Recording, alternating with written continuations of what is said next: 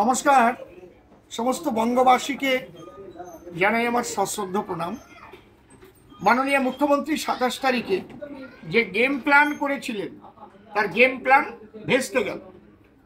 তিনি বলেছিলেন একই এপিক নম্বরে দেখা যাচ্ছে একই এপিক নম্বরে বিভিন্ন জায়গায় ভোটার লিস্টে বিভিন্ন জনের নাম উঠেছে। শুনে আপনারা খুশি হবেন, মাননীয় নির্বাচন কমিশনার সম্মানীয় নির্বাচন কমিশনার তিনি বলে দিয়েছেন একই এপিক নম্বর থাকলেও ব্যক্তি আলাদা হতে পারে। যে বিধানসভায় তার নাম থাকবে সেই বিধানসভায় সে ভোট দেবে এবং তার ঠিকানাও আলাদা থাকবে। এপিক নম্বর এক হতে পারেই। আমরা খুশির সংবাদটা আপনাকে জানিয়ে দেবার জন্যই আমি আজকে আপনাদের সামনে এলাম। কিন্তু আমার একটা মাত্র কথা আছে, আমার অনারেবল নির্বাচন কমিশনারের চিফ নির্বাচন কমিশন ইলেকশন কমিশনারের কাছে একটাই মাত্র প্রার্থনা, প্রত্যেকটা এপিক নম্বরের সঙ্গে আধার কার্ড যুক্ত করা হোক। তবে মাননীয় মুখ্যমন্ত্রী ধরা পড়ে যাবেন।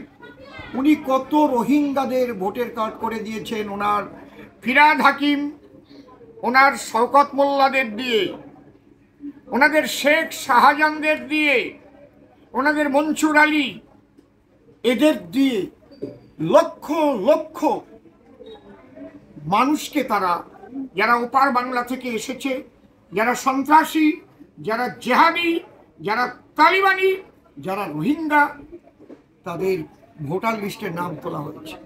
আমরা চাইব যে অতি সত্বর ভারতীয় জনতা পার্টি থেকে আমরা এই দাবি করছি, অতি সত্বর সমস্ত এপিক নম্বরের সঙ্গে যেন আমাদের আধার কার্ড যুক্ত করা হয় এবং ভোট দেওয়ার সময় যেন ফিঙ্গার প্রিন্ট নিয়ে ভোট দেওয়ার ব্যবস্থা হয়।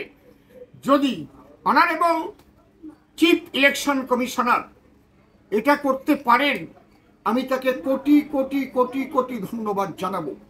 স্বচ্ছভাবে ভোট হোক, আমরা একটা পাই বা ৫টা পাই বা ২০০ পাই বা হেরে যাই, কোনো আমাদের বাধা নাই, শুধু স্বচ্ছভাবে ভোটটা হোক। দেখুন মাননীয় মুখ্যমন্ত্রী উনি বাংলার মেয়ে হয়ে উনি কি কি করেছেন, উনি সততার প্রতীক হয়ে উনি কতটা অসৎ কাজ করেছেন সেটা ধরা পড়ে যাবে। আজকে উনি ভাবছেন মতুয়াদের ভোট বাদ দিয়ে দেবেন, উদ্বাস্তুদের ভোট বেছে বেছে বাদ দিয়ে দেবেন, যারা হিন্দু ভোটার তাদের নাম উনি কেটে কেটে দেবেন। ওনার বাহিনী সব নেমে গেছে, রাস্তায় নেমে গেছে, নাটক করবার জন্য নেমে গেছে।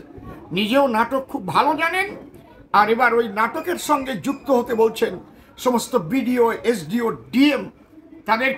তাদের কে পারমিশন দিয়েছে বিডিও এসডিওদের যে তারা ওখান থেকে নাম কাটতে পারে? কি চিফ ইলেকশন কমিশনারের অর্ডার না নিয়ে এটা কখনোই করা যায় না।